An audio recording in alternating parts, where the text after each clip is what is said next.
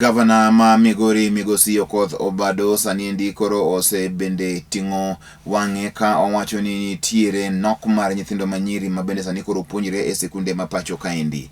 Obado ne loso sama bende koro ne ochiwo mago magen scholarship ne nyithindo madirom 200 mago eko ma bende koro nokadho penj makare e kaunti no ma Migori. Obado kane loso wacho ni nitiere kuonde moko ma koro onge nyithindo manyiri e sikunde eko mag sekondar. Wach ma sani koro wacho ni bende koro kaunti mar ng'e achiel kachiel mondo ng'e gino ma bende kelo ng'ikruok machalo kamano endo.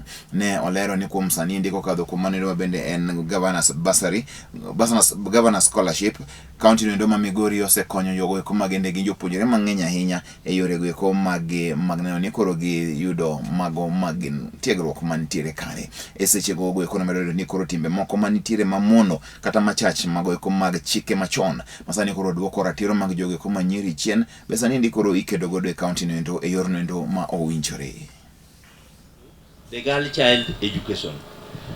Or 2017, the number improved. We had a total of 194, out of which 157 were boys or 37 girls.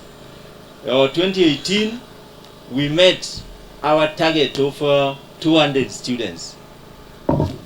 Out of the 200, the girls now increased to 65. The boys were 135.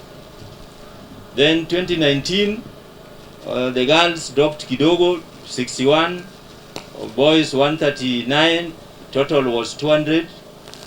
In 2000, the boys were 142, girls 58, or the total 200.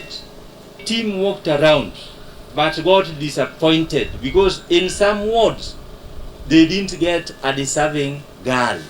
Because according to our policy, we set it that for somebody to qualify, the pass mark must be 350